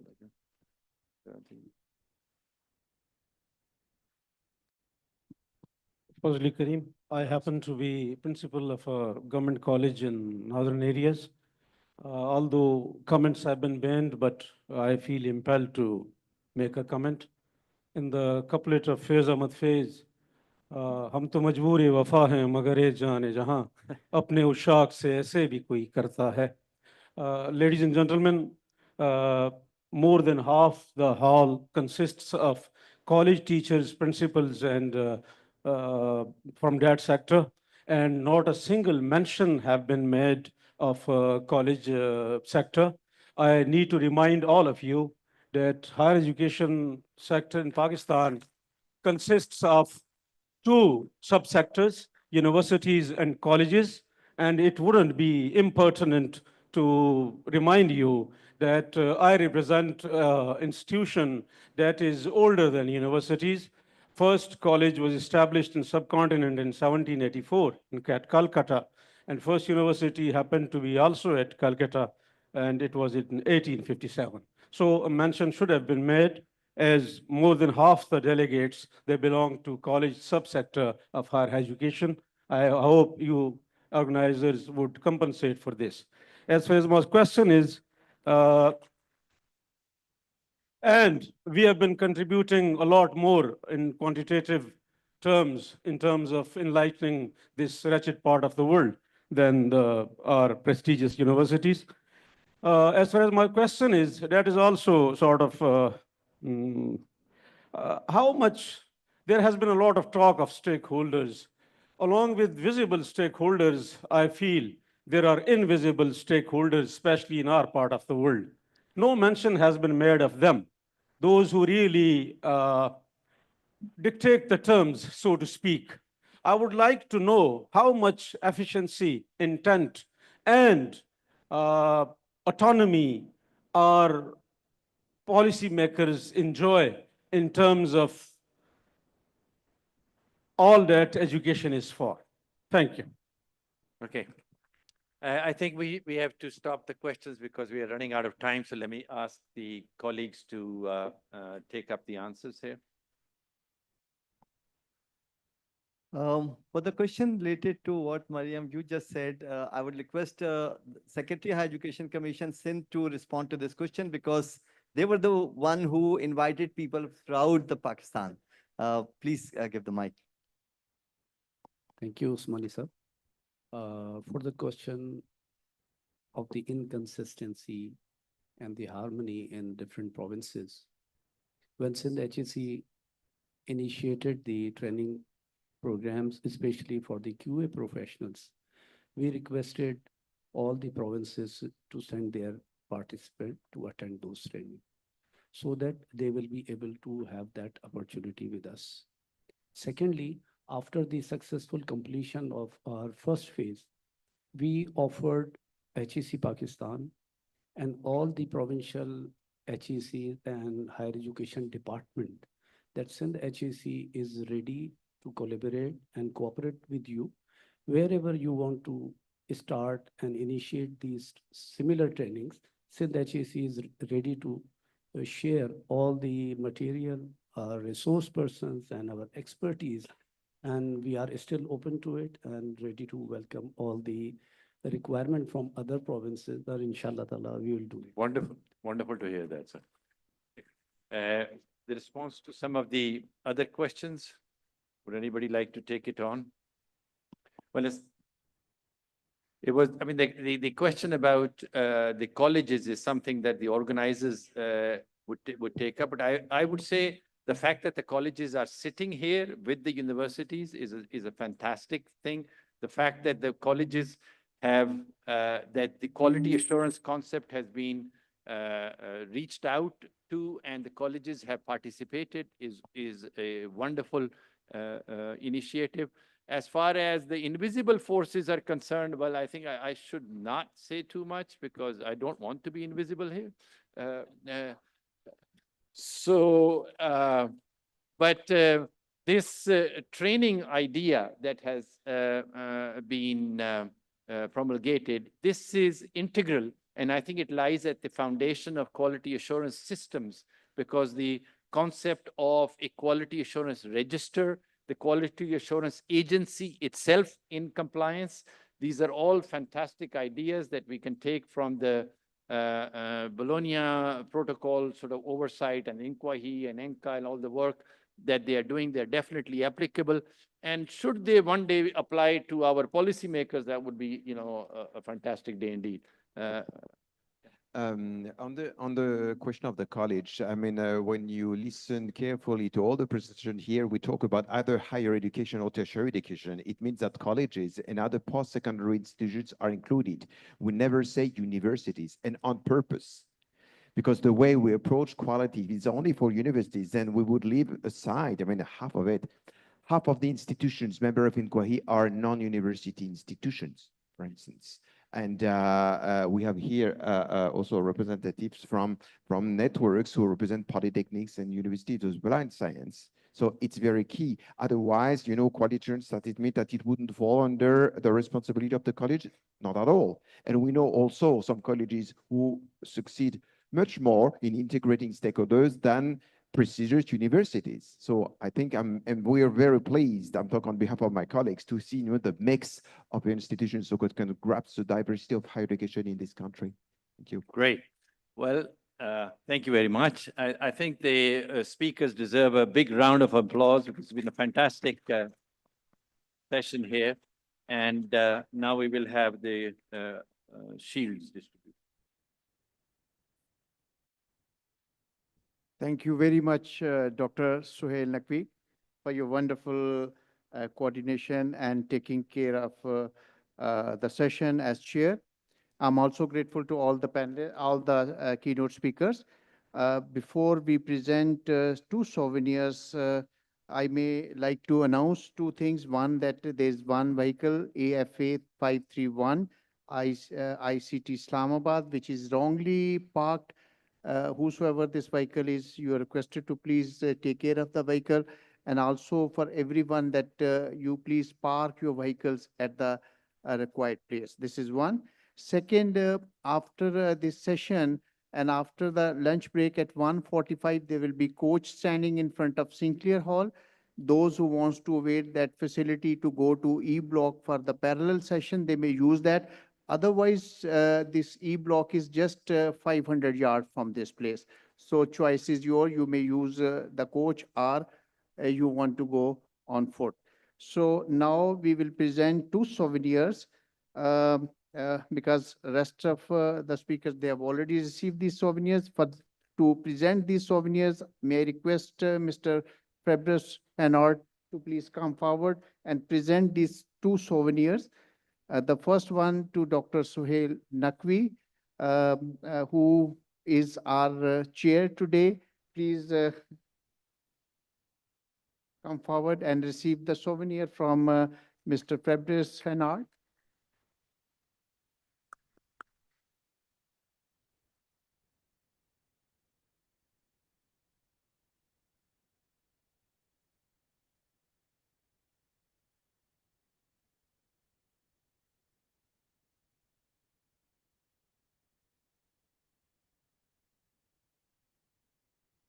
And Mr. Fernand, if you please keep standing, and I may request now Dr. Abdul Wahid Osmani to please come forward and receive his souvenir.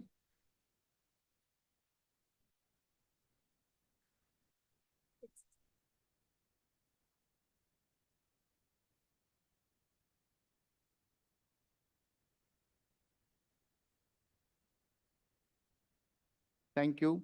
With this, we come to the end of this session. Thank you very much, and it's a wonderful gathering. And now you may leave for your lunch and a prayer, please. Thank you.